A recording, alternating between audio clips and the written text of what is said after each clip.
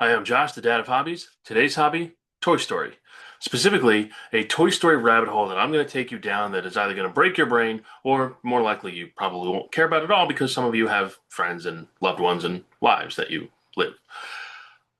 The Toy Story franchise is huge. There are four movies already out. There's a fifth one that they announced recently that we just saw a preview for. There is all different specials and episodes of things, and not to mention the Lightyear movie, which counts, and we'll talk about that later. There's a whole bunch of things that go into this massive 30 plus year franchise.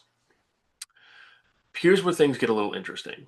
We, in our real world, know that the voice of Buzz Lightyear is Tim Allen. Okay, fine. That gets a lot more complicated inside the Toy Story universe. Here's why.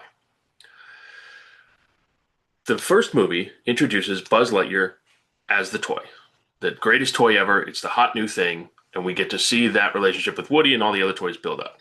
Fine. That means that inside the Toy Story universe, the voice of the toys of Buzz Lightyear is Tim Allen. And we see that in Toy Story 2, where we get, an entire shelf full of them, and Buzz has to, fight the. You've seen the movie. Those are all Tim Allen voiced Buzz Lightyears. And this continues through the franchise. Okay. Here's where things get a little complicated. In the early 2000s, Disney put out a TV movie called Buzz Lightyear Star Command. It was 2D animated, and it was a movie about Buzz Lightyear, the character, not Buzz Lightyear, the toy. Meaning, it was set in the Toy Story universe as something the toys and presumably other humans in that universe watched. That also was voiced by Tim Allen. They then took that, turned it into 3 episodes of a TV pilot, and made a series called Buzz Lightyear Star Command that ran for several seasons. It was fantastic. I don't know why it's not on Disney Plus. You should all go find it and watch it and tell Disney you need to see it. It's great. However, the voice of Buzz Lightyear beyond that first movie slash three first episodes was Patrick Warburton. Okay, because they didn't want to pay Tim Allen to do an entire season, which makes sense. He was a busy guy.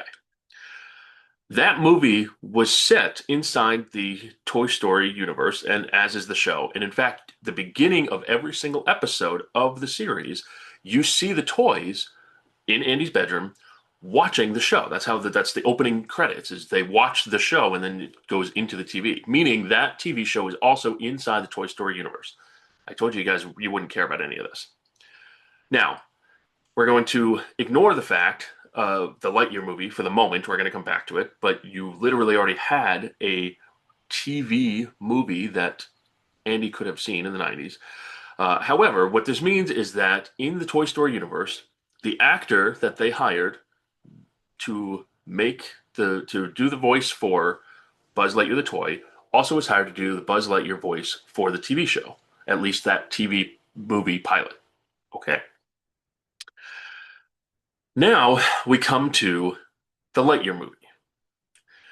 Disney or Pixar basically opens this movie saying, hey, in 1995, Andy went to go see a Buzz Lightyear movie. This is that movie. There are several problems with this, not the least of which is nobody asked for this movie. Also, it really takes away from the concept of what Buzz Lightyear was meant to be because it doesn't really match with what the toy was.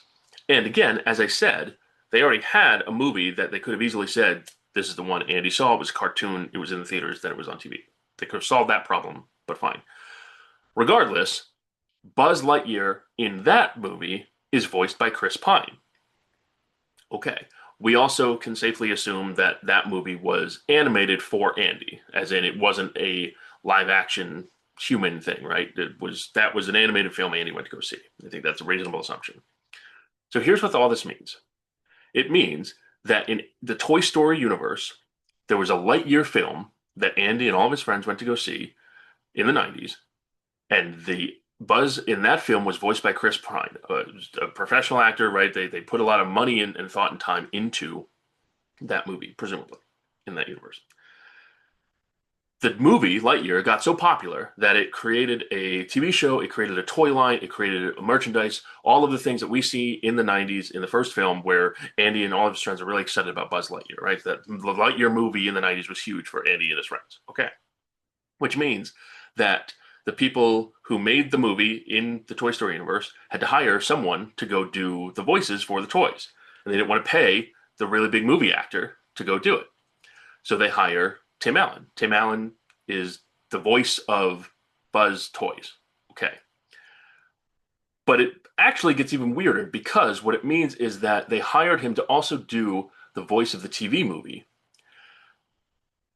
Because the toys came out first, because you watch Buzz the Toy watching the Star Command TV show, it means that the Buzz Lightyear franchise got popular enough that the producers of the franchise in the Toy Story universe hired the guy that they had do the toys to then do that first pilot movie.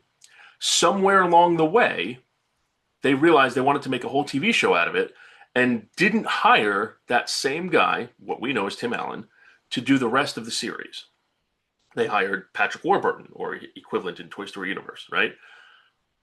In addition to that, we, in our real life, have Buzz Lightyear toys, a Buzz Lightyear character that we can go meet at Disney World, Buzz Lightyear merchandise in our world, that is not voiced by Tim Allen, because in both universes, you don't pay the high-end movie actor to go do, one-off toy voice recording. So that means that in the Toy Story universe, Tim Allen, or his voice equivalent, is not a good enough actor to do a movie, but is a good enough actor to do a one-off TV show pilot, maybe do the toys, but then not do the whole series. And in our universe, the guy that is doing the toys for Buzz Lightyear when it's not Tim Allen's recording is some schmuck who we have no idea his name. And that's probably true for Tim's Toy Story counterpart equivalent. And all of this means that what we know as the voice of Buzz Lightyear in our universe is Tim Allen is barely what Andy and all of his friends recognize as the voice. Tim Allen to them is just the guy that's on doing the toys. It's the third tier actor. He did one movie a decade and a half ago that nobody remembers because it was for TV only. And Andy and his friends only know the Chris Pine version of Lightyear and that voice.